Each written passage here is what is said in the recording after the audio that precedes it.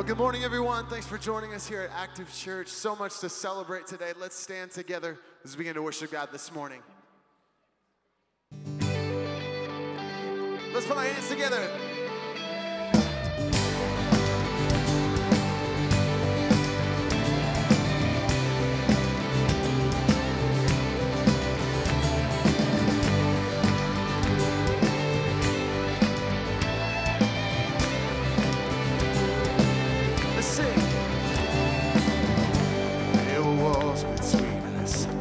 The cross you came and broke them down. There were chains around us. By your grace we are no longer bound. You called me out from the grave. You called me into the light. You called my name and then my heart came alive. Say, your love is greater. Your love is stronger. Your love awakens, awakens me. Your love is greater. Your love is stronger. Your love awakens, awakens me. Come on, put all those hands together.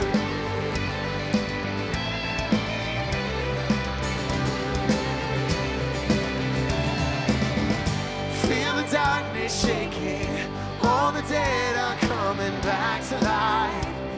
They're back to life. Hear the song awaken.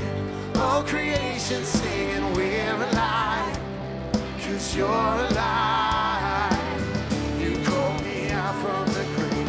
You called me into the light. You called my name and then my heart came alive. Say, your love is greater.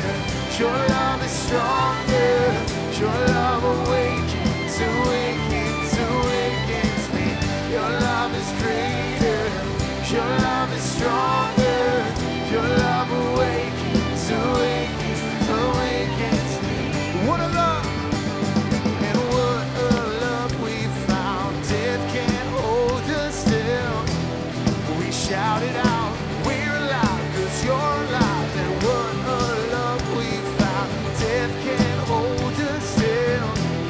We shout it out, we're alive, 'cause you're alive. And what a love we found. Death can't hold us still. We shout it out, we're alive, 'cause you're alive. All right, church, from the front to the back, put those hands together. Your love is, come on, your love is, your love awakens, awakens, oh, sing it out. Your love is greater, your love is stronger, your love awakens, awakens, awakens me. Your love is greater, your love is stronger, your love awakens, awakens, awakens me. Your love is greater, your love is stronger, your love awakens, awakens, awakens me.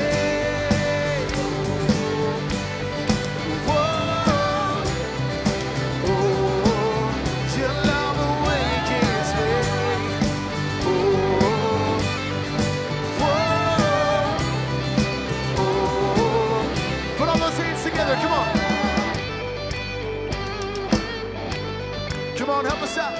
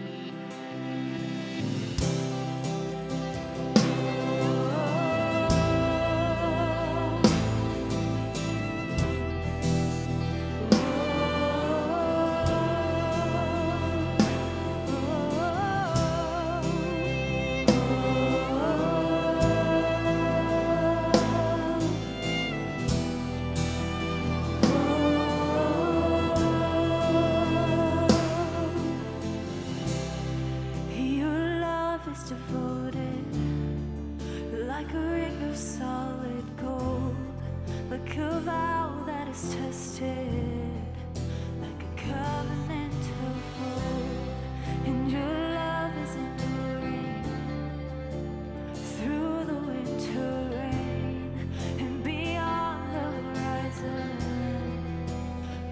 mercy for today. 'Cause faithful you have been, and faithful you will be. You pledged yourself to me, and it's why I sing your praise will ever be on my lips, ever be on my lips. Your praise will ever be on my lips, ever be on my lips. Your praise will ever be on my lips, ever be on my lips. Your praise will ever be on my lips, ever be on my lips.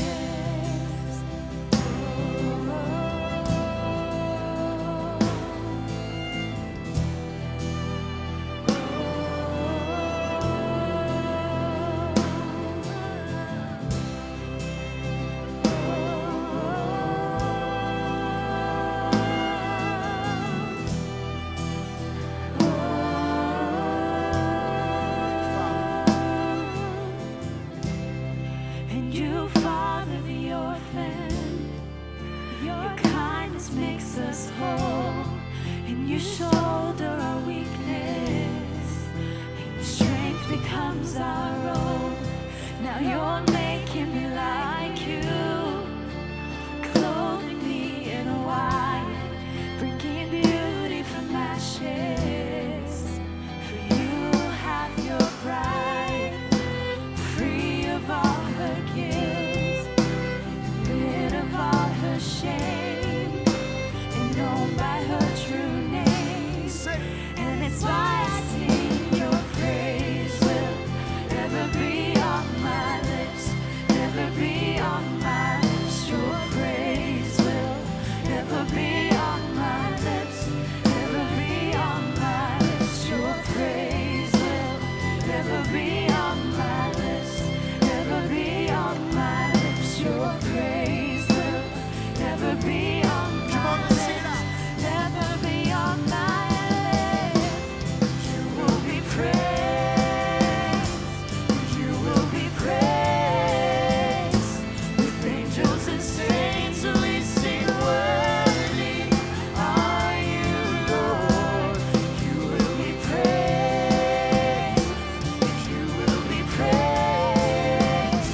With angels and saints we sing, worthy are you, Lord. You will be praised, you will be praised. With angels and saints we sing, worthy are you, Lord. You will be praised, you will be praised. With angels and saints we sing, worthy are you, Lord. And it's why I sing your praise will ever be on my lips, ever be on my lips. Your praise will ever be on my lips, ever be on my lips. Your praise will ever be on my lips, ever be on my lips. Your praise will ever be on my lips, ever be on my lips. You will be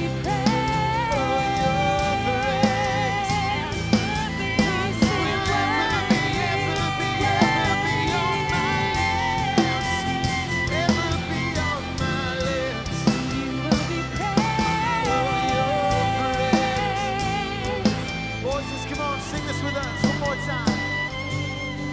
Your praise will ever be on my lips, ever be on my lips. Your praise will ever be on my lips, ever be on my lips. Your praise will ever be on my lips, ever be on my lips. Your praise will ever be on my lips, ever be on my lips. Amen, amen. Amen, amen. Hey everyone, go ahead and grab a seat. My name is Josh. So excited that you're here with us this morning. I'm one of the Progress Together pastors. Good morning, everyone. You all look so beautiful.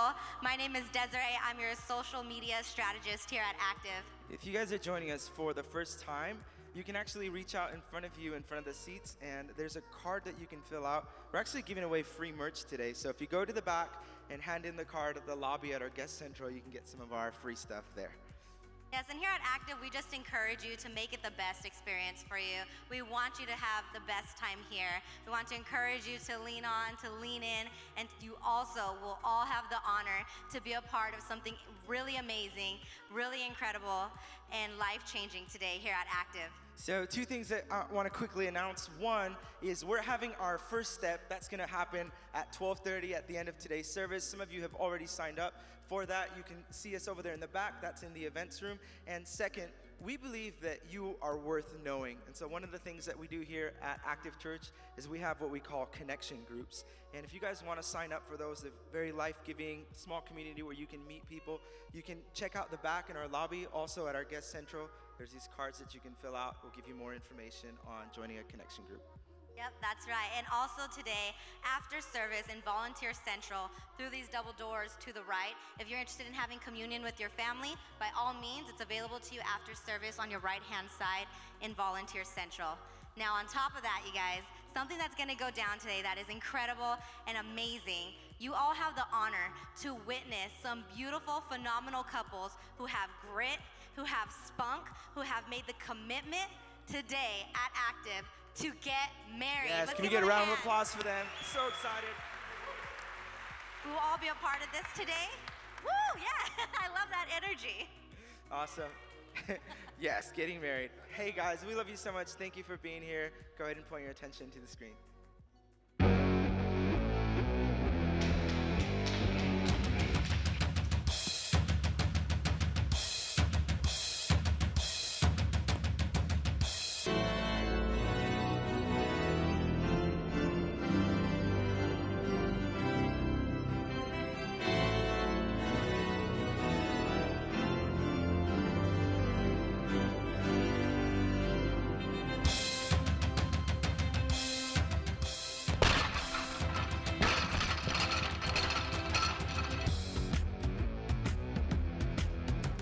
Well, good morning, Active Church. How are you?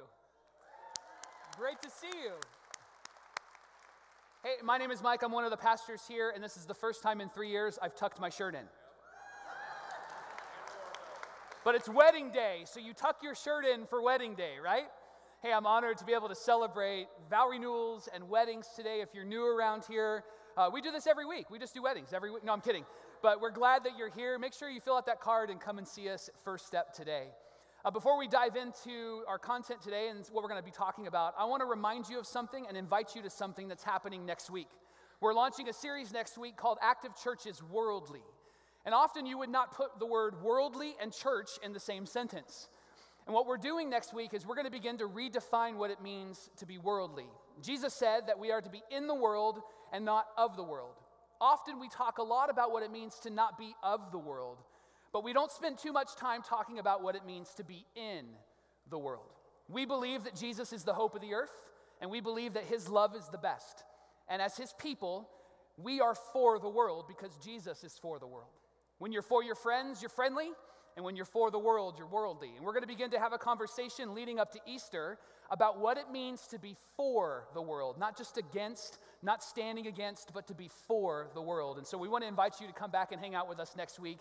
Whatever your faith perspective, wherever you come from, we want to invite you to come and hang with us at Active Church, for Active Church is Worldly. Today, we're going to be talking about our final conversation, and that is how to raise gritty kids. We've been having this conversation on grit over the last couple of weeks. It's a word that was developed by Angela Duckworth. She wrote about it, spoke about it, and it was something that she discovered in each person, no matter how old or how young, whatever background they come from, that was a determining factor for their success. Grit.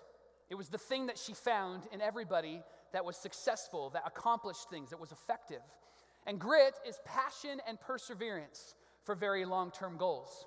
And so we've been talking about what it means to live with grit. And 2 weeks ago, we invited those who were coupling. Maybe they're sharing a house, they're sharing a bank account, they're sharing a bed, they're sharing kids, whatever their relationship is. We invited those who are coupling to take a step towards marriage.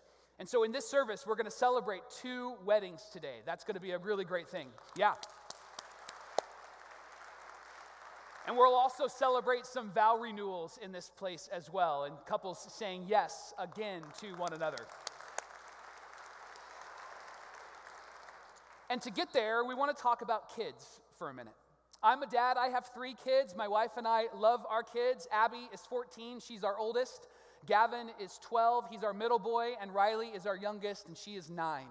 And I just want to be honest with you. I don't know how I got here. I don't know how I have a 14-year-old. I mean, I know how I got here. But I don't know how I got to having a 14-year-old in my house, because I'm only 23. And so I'm not sure how the math works there.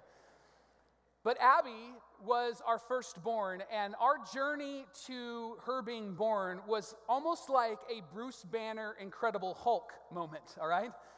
Because there were moments where it was soft and cuddly, and then there were moments where it was a little bit crazy. When we first found out that Tiff was pregnant, we went in to see our doctor, and our doctor was the greatest doctor, the most compassionate doctor. He had the greatest bedside manner. And when he walked into the room, he came over to us and he said, "Mr. and Mrs. Frisch, congratulations on this precious gift of a child." And I thought, man, this guy is great. Like, he is on our team. He loves us so much. When we went back and we had the ultrasound and we found out we were having a girl, he found her on the little exam table computer thing, whatever they call it, right? And he looked at us and he said, "Mr. and Mrs. Frisch, there is your sweet baby. Congratulations." And then we went back to hear the heartbeat. And when we found the heartbeat, he looked at us and he said, "Mr. and Mrs. Frisch, there's your little bundle of joy." And he was just the sweetest guy. And then we got to the day that Abby was supposed to be born.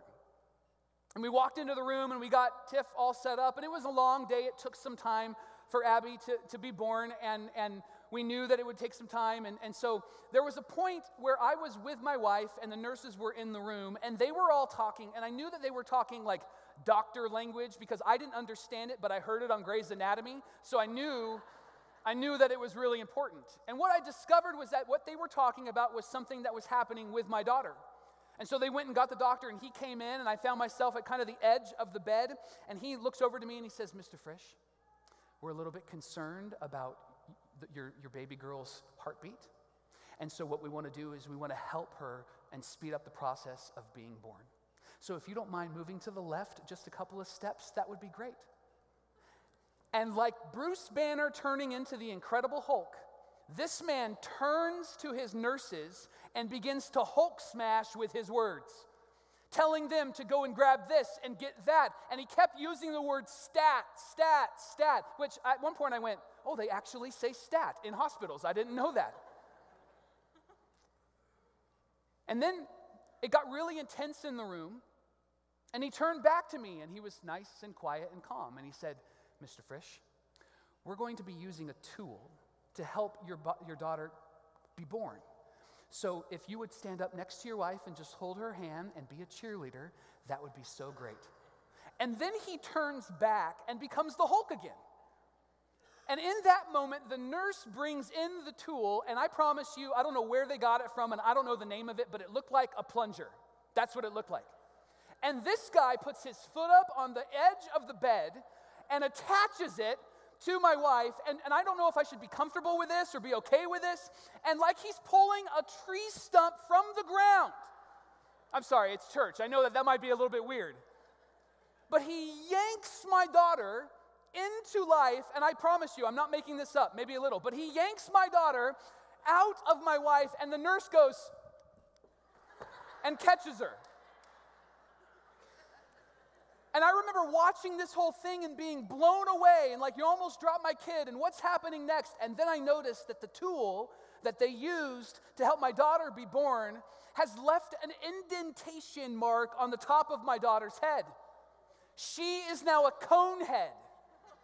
I was hoping for a beautiful girl that didn't look like me, looked more like my wife, and now she's got a cone head. And before I could say a word, instantaneously, like with a blink of an eye, snap of a finger, her head goes and literally makes that sound and finds its shape. And I was blown away. And then the doctor turned back to me, and he was kind, soft-hearted Bruce Banner again. And he said, "Mr. Frisch, would you like to cut the umbilical cord now? And I'm like, I think I need to sit down now. That's what I think I need. They cleaned up Abby, and then they brought her to me. And dads, those of you that have had the privilege of holding your child in that moment, isn't it great? It's nerve-wracking, it's scary, but it's great. And no matter how you became a parent, maybe biologically or maybe through adoption or maybe they just showed up on your front porch and you're like, ooh, kids, and you brought them in. However you became a parent, there is that moment where you've decided that I'm going to be the best parent possible. I want to be the greatest parent there is. And so Tiff and I, our commitment has always been to raise our kids in a way that would honor God and help them to become the best version of themselves. And what I found is that the childhood that my kids are currently experiencing is much different than my childhood. The culture is much different in the world that my kids are being raised in versus the culture that I was raised in. Psychologists say that the culture that we're raising our kids in now is the life on display culture, where now you can connect with anybody, talk with anybody, and that everything is on display. And for some of us who didn't have this culture, we're thanking the good Lord because those photos from high school that could have shown up on Facebook, we're glad that they didn't show up on Facebook. Can I get an amen? We're thankful for that, right? But in this new world we're living in, it's a world where life is on display. It's a world where pressure is different than when we were kids. In fact, psychologists are saying that there's this syndrome that's being developed in our kids called the fear of missing out. That they feel like they're missing out on things, and so they constantly want to be connected. And it not just affects our kids, it affects us as adults too. But the difference between the two is that as adults, we might have the ability to process and choose wisdom, but for our kids, they're still in development, they're still learning, right? And what we're finding is that all of the things that we saw as a kid or that we experienced as a kid is coming through a new venue for our kids today. That the events and the parties that we may have missed out on, we would never know about, but today our kids know about everything that they miss out on. And so this life on display is affecting them in such a significant way that Victoria Prode, who is an occupational therapist, has discovered over the last 10 years how it has affected our kids. Here's some of her findings. That 1 out of every 5 kids is dealing with a mental health issue. That there's a 37% increase in teen depression over the last 10 years. And a 200% increase in suicide from ages 10 to 14. Amazing, isn't it? Amazing that a life on display can affect us in such a negative way. And often what we respond to in these moments, especially if you're a church person, is that we like to cover up. We like to go into our bubble. We like to put the covers over our head and say, well, that's bad, and we're just not going to engage in it anymore.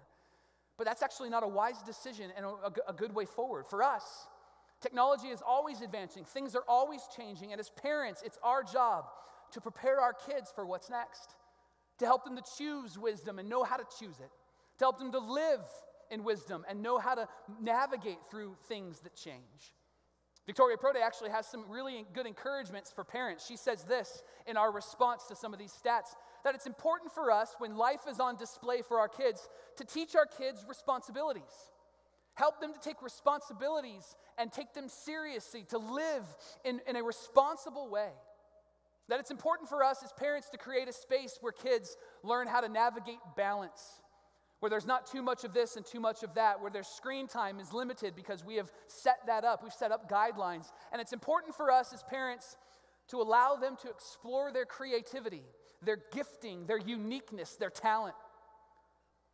It was this last one that caught my attention, though, because this last one is different than these first 3. These first 3 are transactional. And what I mean by transactional is I do something and you respond. You do something and I respond. It's a give and it's a take. You scratch my back, I'll scratch yours sort of relationship. And often we spend a lot of time as parents navigating these 3 things and we exclude or almost ignore this one. And that final step is to be emotionally available as parents. And here's why it's important. These 3 are about what our kids do. This is about who our kids become. And you and I both know that what we do is influenced by who we are becoming and not the other way around. But often as parents, we'll spend all sorts of time here and not enough time here. And I think raising gritty kids, it's important for us to spend a lot of time in the emotionally available areas. I could say it this way, that gritty kids need to be with you and to see you in action. They don't need to just hear your words, but they need to experience relationship with you, and they need to watch what you do. They'll find out how serious you take your words based on how you live. John Maxwell, he's an author, he's a speaker, he's a leader. He said this, that what we say accounts for 7% of what is believed. The way we say it accounts for 38%, and watch this, what others see accounts for 55% of what's received. That over half of what's received by people, particularly our kids, is in our actions and in relationship. And so maybe we could say it this way, that actions don't merely speak louder than words, but they echo into the next generation. They echo into the next generation, and you might have the next generation in your home. However you ended up with them, you have the next generation in your home. And so what do we do to help our kids become gritty? How do we as parents become emotionally available? And this is why I love the Bible. Because the Bible addresses all sorts of circumstances and all sorts of principles. But when the writers of the Bible, particularly those in the New Testament, that's the story of Jesus and after. Particularly in those stories, these writers talk about the church as a family. Not just the church as an organization, but as a family. They address one another as brother and sister. They see each other in this intimacy. Paul, one of the New Testament writers, he wrote most of the New Testament, talks a lot about the church as a family. He actually talks about how the church has a concern in his heart that he carries around, that he wants to make sure that they're doing the best that they can because he sees them as his brothers and as his sisters, as his sons and daughters. Timothy was another church leader back in the first century when the church was just getting started, and Paul called him his true son in the faith.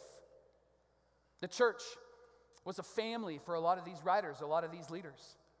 And Paul gives us a principle that he practiced in his life as he engaged the church as a family, that you and I as parents can use as we engage our kids.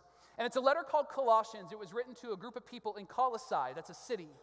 And they were smart, intelligent people, and he challenged them with this principle. And he says this in Colossians chapter 2, that my purpose is that they may be encouraged in heart. Encouraged in heart. Heart is the most vulnerable place in you. The writers of the Bible use the word heart to talk about your feelings and your emotions, those places in you where you're sensitive, where you're insecure, where you're feeling a certain way and you're not sure how to overcome that. What Paul is saying is I want to be an encouragement in the most vulnerable places, in the places that you can't navigate by yourself. And then even more specifically, he says, I don't want to be a motivator, I want to be an encourager, because motivation is you can do it. Encouragement is you can do this and you can do it well. Because encouragement requires specificity, being specific about the uniqueness of the person that you're in relationship with. Encouragement requires relationship. Encouragement requires somebody to be with you and to be seen by you. Trust is built. Ruben Nieves is a coach, former coach at Stanford University, and he's a part of the Positive Coaching Alliance in California. And he said this about encouragement, that encouragement requires that we help people realize their potential and challenge them to achieve their goals with a specific plan. That we know the gifting and the talent and the uniqueness of the people we're in relationship with, and our encouragement is specific to what's been given to them in their gift. That they are unique, that we are people that are going to challenge them in their gifting. But not just challenge them and walk away, but we're going to do the journey with them. The very next part of that verse that Paul talks about, and when he's an encourager, he says this, that they may be encouraged in heart, but more specifically, they may be united in love. United implies that there's more than one person. United implies that there's a relationship. And love is what determines what's being expressed. And not a love that you and I have created, but Paul says a love that Jesus has shown us. A love that's sacrificial, a love that gives of its life, a love that looks for what's best.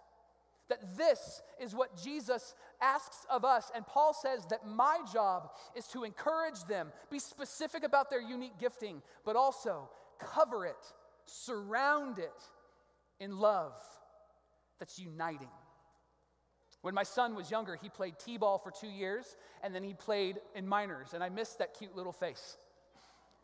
In minor leagues, it's different than t-ball because in minor leagues, they pitch from a pitching machine. In t-ball, they put the ball in front of you, and you can just swing away, and the likelihood of you hitting it is pretty strong. But in minors, they have this pitching machine, and you have to swing and hit the ball. And unfortunately, my son inherited my sports athleticism, which is 0.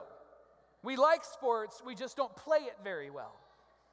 And Gavin struggled this whole year with hitting the ball. Every at bat, he struck out. He never made contact. And if he did make contact, it typically would go foul. The final game of the year, we had prepped Gab for it. We worked with him. We encouraged him. My wife and I out front pitching to him. He could knock it out of the park in the front yard.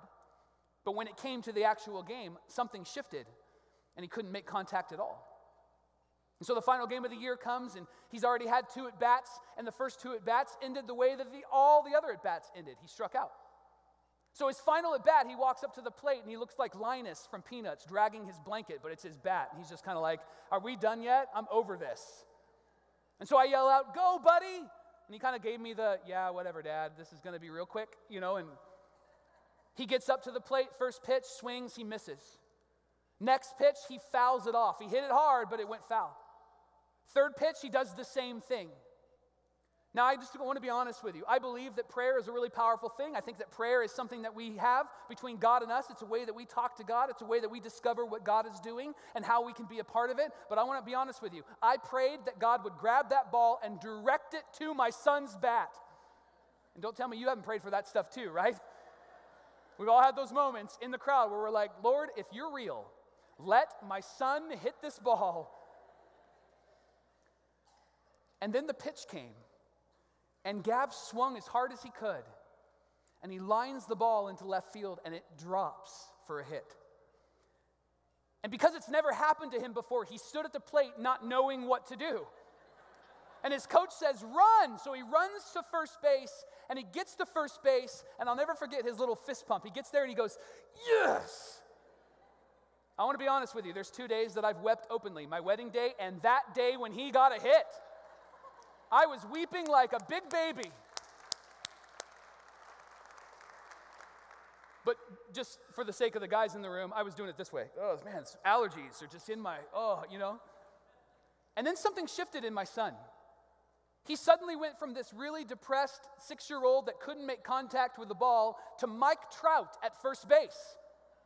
He's leading off. You're not supposed to lead off in this league. He's trying to steal second. There's no stolen bases in this league. But I remember watching him and how excited he was. And we got done, and our coach, because he's an angel from heaven, gave Gavin the game ball, which sent him over the moon. And when he walked out, he showed me the ball. The coach signed it. And as we were walking back to the car, Gavin said, hey, Dad, you know why I got a hit? And I said, why'd you get a hit, son? And he said, because you helped me. And I remember that moment where I was reminded of this verse.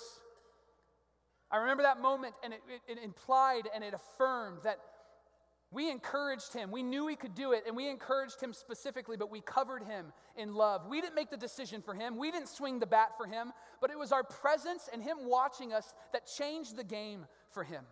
Because the key to encouragement is you. The key to encouragement is you. That you are with them, and they are known by you. But then the writer Paul begins to tear some layers back. He begins to peel layers back, and he begins to help us understand what's underneath this. What's the why? And he uses these 2 words, so that.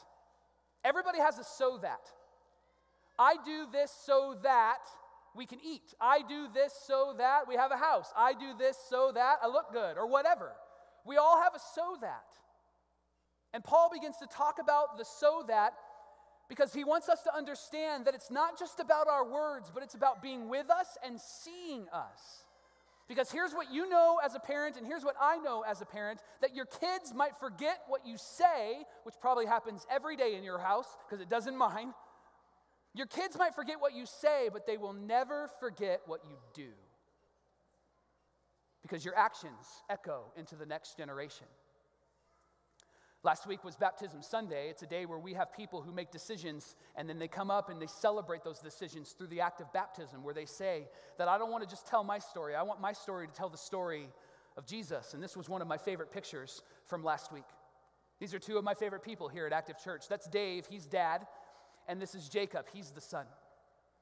This picture tells the story of what Paul is writing about. This picture announces what Dave's "so that" is. Dave doesn't want to just tell his story. Dave wants to tell the story of Jesus through his story. And the reason why is because his son is watching and he's with him. Jacob doesn't have to question where his dad's heart's at. Doesn't mean he's perfect, doesn't mean he has it all together. It just means that he's committed to a greater story in his life. And this is what Paul is talking about when he says, "so that." He continues and he says this, "so that they may have full riches of complete understanding." Meaning that they don't know it partially, they don't know it just in a small way, but they have a full understanding. What's the full understanding? In order that they may know the mystery of God, namely Christ. Here's what it means. That Jesus came, that he lived a life on earth just like you and I, that he gave of his life to set us free from the things that we couldn't be free from. And then he rose from the grave 3 days later. Nobody else has ever done that, so we take him very seriously. There are secular theologians and there are Christian theologians. There are secular historians and there are Christian historians that acknowledge that Jesus is alive, that his tomb is empty. And what Paul is saying here is I live in such a way that points people to the knowledge, to the mystery of Jesus. The mystery, he calls it a mystery because it's not something that you and I have earned. What we deserve is a heavy consequence, and yet Jesus responds by giving of his life and defeating our death through a resurrection, which means that when we know Jesus, this life isn't the end of the story.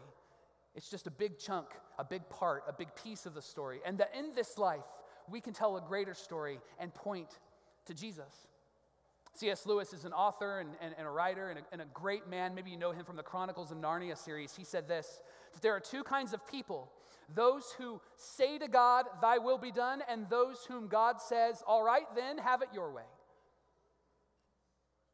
This picture of Dave and Jacob, without words, is Dave's way of saying, "God, thy will be done." I want to tell your story with my life. I don't want to tell another story. Because I want my kid to be with me. And I want my kid to see me. Because that's what gritty kids need. They need to be with you. And they need to see you in action. And one of the reasons why we've spent so much time over this series talking about grit is because we believe that grit is something that God has created and has placed inside of us. And the invitation that we gave to couples to move in a direction where they could become the best version of themselves is because we believe that that's what God has invited us to do. It's easy to ridicule and it's easy to complain, but it's a much more difficult but better way forward when you say, "What can I do to help you become gritty?" And so today, we have the opportunity, we have the privilege, we have the honor of celebrating married couples who are going to renew some vows, and we have the opportunity to celebrate two couples who are going to choose to get married. Are you ready for that? Let's do this. What I want to do is I just want to start by asking God to move in this place. And I want to honor those couples by praying over them before we get started. So if you would you pray with me? God, we pray very specifically for these couples that are going to renew their vows and for those couples that are going to get married today. It takes a big risk and a step of courage to make that decision, and we're grateful that they chose to live with grit and not just choose to remain the same. And so I pray that as a church, we would celebrate them well. We would honor you. And this would be a moment that nobody would forget, particularly those couples that are going to get married today. In Jesus' name, amen. We are going to start with some great couples who are going to renew their vows. And so, renewing vows couples, would you guys please come up on the stage? And church, would you welcome these couples to the stage?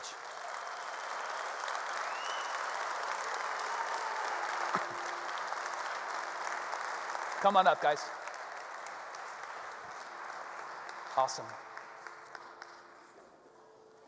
Great to have you. Very cool. Don't they look great? They look beautiful today. Come on in. Come on in. Coming over right here in the center.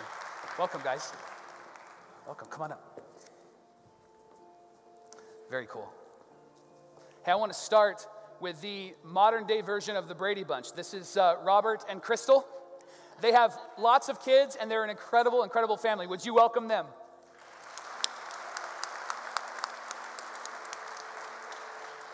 A quick fun fact about this couple is that a year tomorrow, they were baptized here at Active Church together.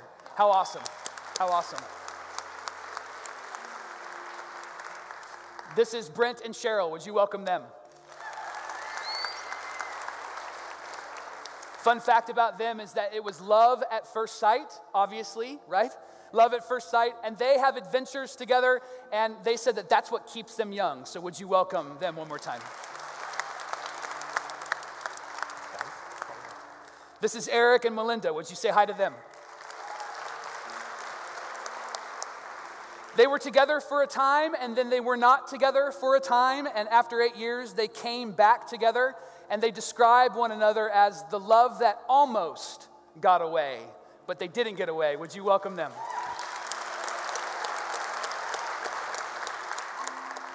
How are you guys? Good to see you. This is William and Gloria. Would you say hi to them?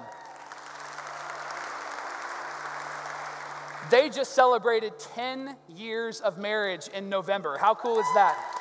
Awesome. Glad you guys are here. And this is Jim and Raquel. Would you say hi to them? Fun fact about them is that they actually have 50 critters in their marriage relationship that they have raised, and they're not talking about their kids, I don't think, right? Maybe the kids too. How about that? Welcome them. Awesome. So here's what I'd like for you guys to do. If you would face one another, and we're going to say some things over you today, and I'm going to turn my back to you, if that's all right, and we're going to say some things over you. If you guys want to grab each other's hands, I'm going to walk you through some vows, and we'll walk you through a ring moment as well. And in that ring moment, you can just hold the left hand, and I'll point out the left hand so that you don't get confused. But we want to say some things over you today. And I wrote down some words for you because we believe that this is a really, really important and special day. So today we celebrate your love for each other and how God holds that love together. There's a great verse in Colossians chapter 1, verse 16 that says, "It is by him, Jesus, that all things were created. Things in heaven and on earth, visible and invisible, whether thrones or powers or rulers or authorities. All things were created by him and for him, and in him all things hold together." So I have a challenge for you guys. And maybe you can do that on this date a year from now, or maybe on your anniversary when you did get married. But my challenge is to focus on 3 things once a year. Focus on loving God more, focus on loving each other more, and focus on loving others more. Because this love is defined by Jesus, and it's described as patient and kind, not jealous or boastful or proud or rude. It does not demand its own way, it is not irritable, and it keeps no record of being wronged. It does not rejoice in injustice, but rejoices whenever the truth wins out. Love never gives up, never loses faith. It's always hopeful and endures through every circumstance. So, how about we say some vows one more time to each other today? Husbands, I'm going to start with you. So I'm going to go really slow, and I'm going to give you a few words at a time, and you can say this to your bride. I take you to be my wife again. I promise to love you, care for you, and honor you through the good moments and the bad moments, I promise to stand with you until God calls me to heaven. I'm in this thing with you for the long haul. Awesome. Wives, would you look at your husbands and would you repeat after me? I take you to be my husband again. I promise to love you, care for you, and honor you. Through the good moments and the bad moments, I promise to stand with you until God calls me to heaven. I'm in this thing with you for the long haul. Husbands, if you would grab the left hand of your wife and repeat after me. With this ring, my promise to you is to love you unconditionally, care for you completely, and serve you passionately. And wives, would you grab the left hand of your husband and repeat after me? With this ring, my promise to you is to love you unconditionally, care for you completely, and to serve you passionately. Awesome. Couples, you've made promises one more time to each other. You've committed your lives to each other. And because of that, I have the honor and the privilege of officially announcing you for the second time, husbands and wives, would you please kiss your brides?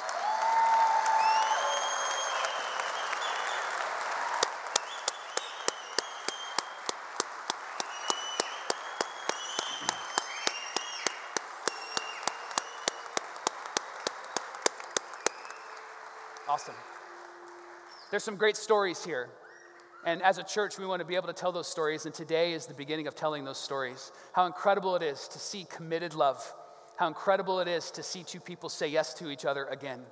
And I would tell you that I'm sure that they would tell you that these stories aren't perfect stories. That there's struggle, that there's difficulties, there's all of those things. And yet the thing that just keeps binding them together is the love of Jesus that holds this thing together. And so we're honored to celebrate with you guys. We're honored to see your wedding photos. You all look so great and you haven't changed a bit. Just want you to know. Fantastic. Hey, church, one more time. Can we honor these couples and you guys can go ahead and step down? Awesome. Go ahead, guys. Go ahead, guys. Awesome. Go ahead. Thank you guys so much. What a great thing. So that's round one. And now we get to celebrate two people, two weddings, two couples committing their lives to each other. And these stories are fantastic, and we've captured a bit of their story on video. So if you would, for a moment, check out the screen.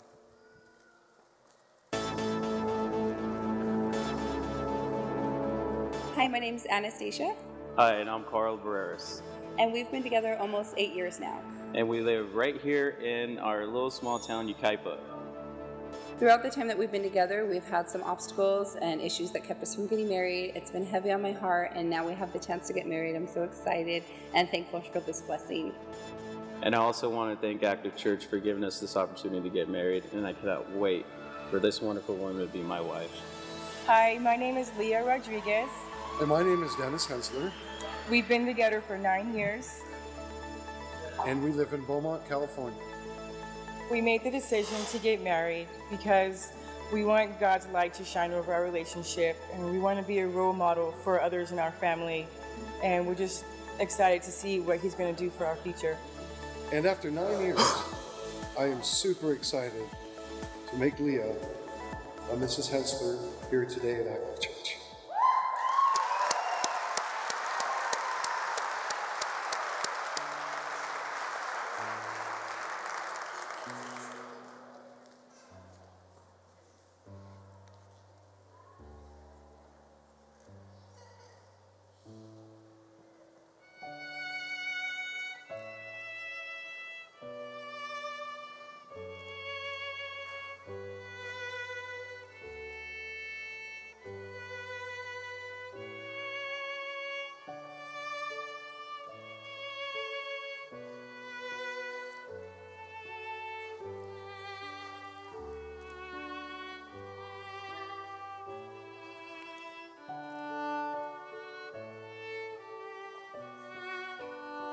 Would you please stand?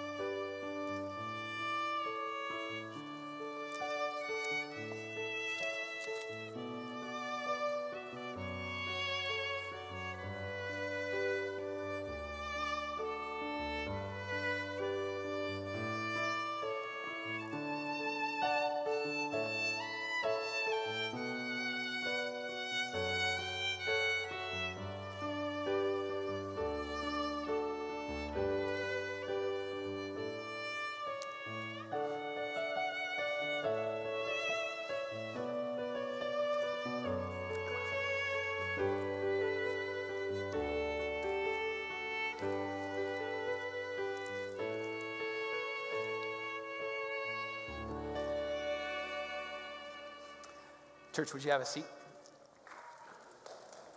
We can clap for them. Yeah, absolutely.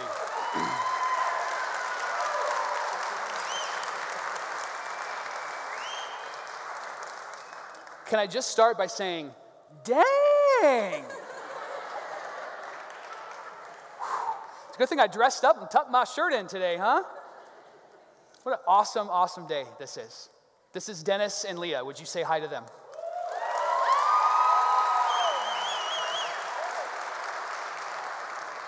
Leah loves singing karaoke, and so afterwards no, I'm just joking. And they both love riding sea-doos and river trips, and we're honored to be a part of this day with you. This is Carl and Anastasia. Would you say hi to them?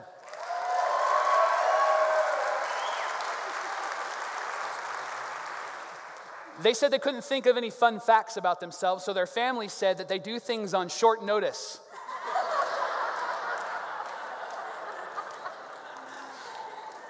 The other truth about these two is that they're always looking good, and I love that because underneath that is really two really great people. So would you welcome them as well?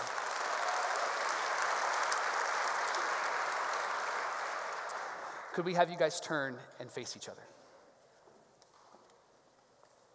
Awesome. We're celebrating love today. We're celebrating the love that you have for each other, but ultimately the love that Jesus has for us. In Jewish ceremonies, they would have what's called the huppah or the chuppah over them. And it represented the love of God, the glory of God over each relationship. And the assumption in those relationships is that this thing doesn't work without God being the center of it. I read some verses to those that did the vow renewal in just a minute ago, and I want to read those verses to you as well.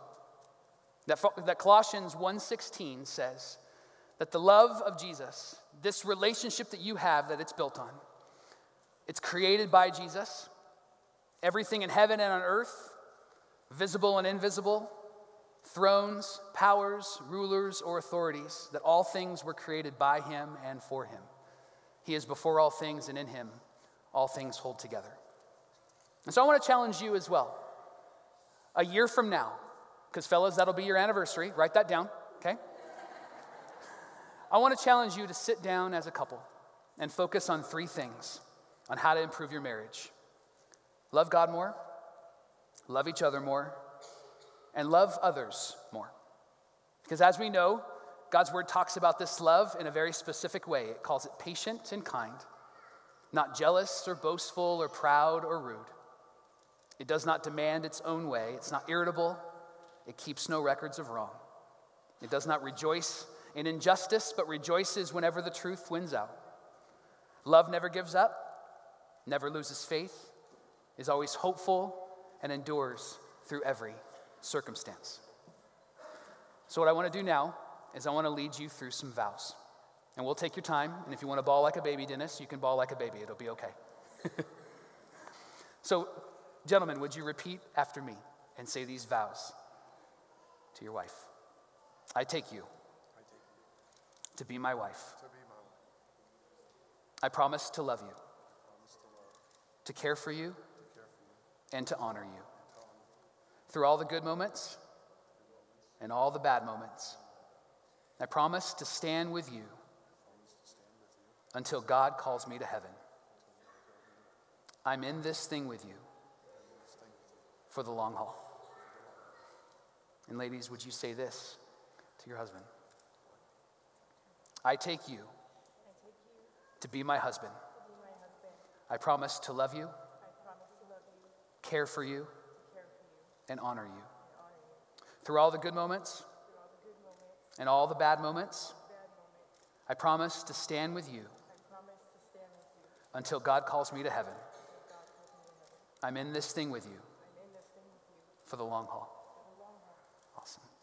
Gentlemen, do you have the rings? It's always a good sign when they know immediately to grab for the pocket and not go, oh no. The rings represent the love that you are going to surround each other with, this love that we talked about that's patient and kind and is from God himself through Jesus. And so husbands, would you grab your wife's left hand, third finger, and place the ring on there and repeat after me. With this ring, with this ring, my promise to you my promise to you is to love you unconditionally, care for you completely, and serve you passionately. And ladies, would you place the ring on your husband's hand, the third finger on the left hand, and repeat after me. With this ring, my promise to you is to love you unconditionally, care for you completely, and serve you passionately. Dennis has made a request to also give rings to both of his daughters. And so, girls, wherever you're at, are they here? There they are. Come on up. Would you welcome the daughters to the stage?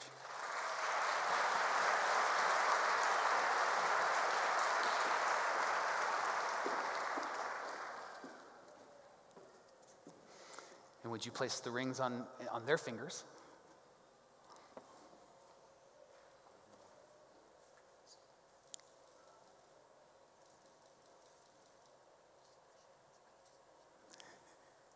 Awesome.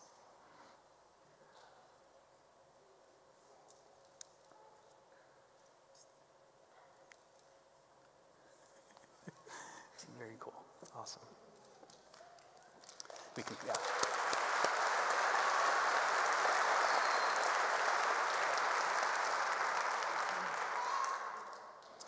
Carl and Anastasia and Dennis and Leah, I just want you to know on behalf of our church how awesome this is that you allowed us to participate in this moment with you. I know that this was a big decision and it was a quick decision. But you know that God has brought your hearts together, and there's nothing that makes my heart jump more than to be a part of a story that gets to be written, the next chapter gets to be told. And so as a church, we just want to celebrate you. So church, could we say one more time how honored we are to be a part of this day?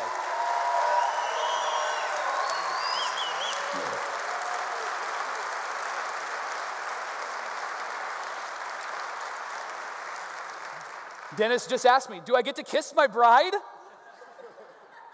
Hold on, bud, hold on. You made promises to each other.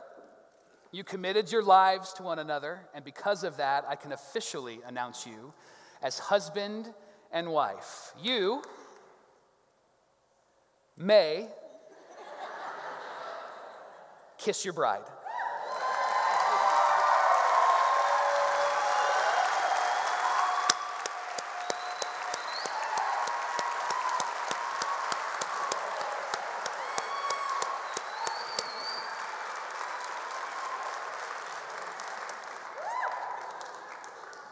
All right, that's enough, guys. Come on. I'm going to get out of the way because you don't want me in your pictures, but I have the privilege and the honor of introducing to you for the very first time Dennis and Leah Hensler and Carl and Anastasia Barreras.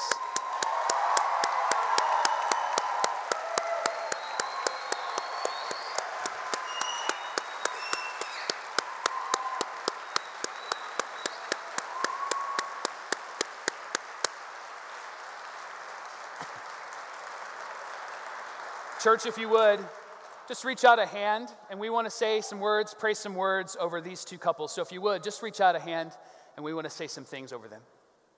God, thank you for the honor and the privilege it is to celebrate with these two incredible couples.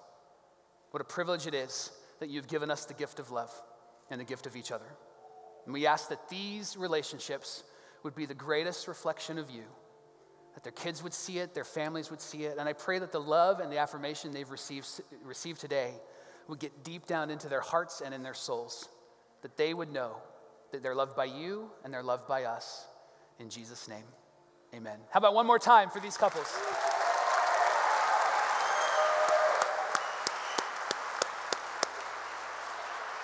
Awesome. We're going to have you guys go ahead and exit. They're going to go get some photos. We're going to let them share some cake. You'll get to hug and kiss them in just a minute, so be careful as you go down those steps. Honored to be a part of this day with you.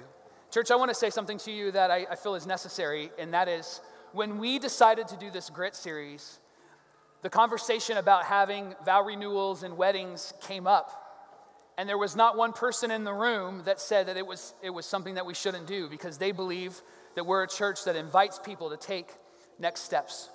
And we're so thankful that you are a church that says yes to that, and that you are a church that celebrates so big at each moment. And that here are two couples that said yes to a wedding in 2 weeks, and our team's decorated, and you showed up, and you look fancy, and I tucked my shirt in, and it's ended up being a really great day. But church, I just want you to know that we can't do this without you, that we can't do this without your generosity. And each week as a church, we practice generosity through giving. And we give of our resources because we believe in what God is doing here at this church. We believe in the mission and vision of this church.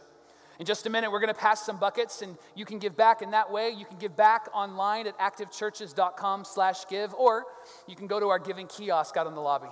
If you're new around here today, this is your first time, maybe you came to just celebrate weddings, please know that we're glad that you came, and we ask nothing of you. But if Active Church is your church home and you want to give back, know that every dollar that you give goes to life change. That we give 10% of everything we collect outside of our doors, and we believe in what God is doing here at Active Church. And so leaders, if you would come forward, we're going to pass some buckets, and we're going to give back, and then after that, we'll be dismissed. So in just a moment, I'll dismiss you.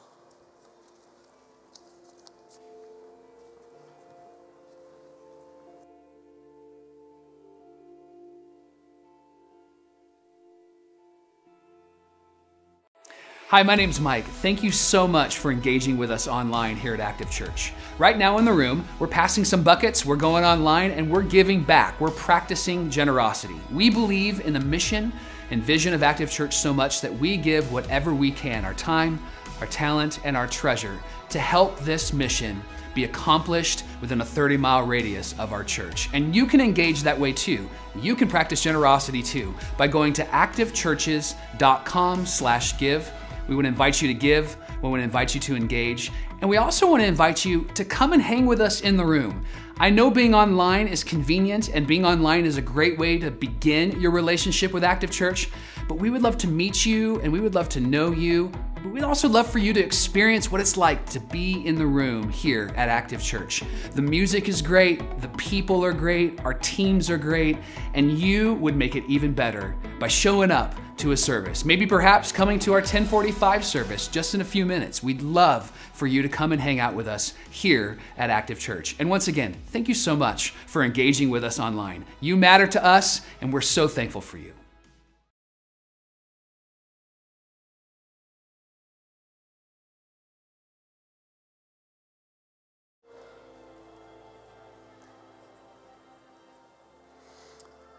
What an incredible day to be a part of Active Church, right? What an awesome, awesome day. We're honored that you came. Our couples are going to get some photos. We have some cake for you out under the gazebo. We want to invite you back to come and hang with us next week for our brand new series, Active Churches Worldly. And we have something called First Step right after this service, where we talk a little bit about who we are, and we get a chance to meet you. And so we would invite you to come and hang out with us. Free lunch, free childcare. You can't turn down a free lunch, so come and hang out with us, and we'd love to meet you and have you meet us. God bless you guys. Have a great rest of the day. Thanks for being here.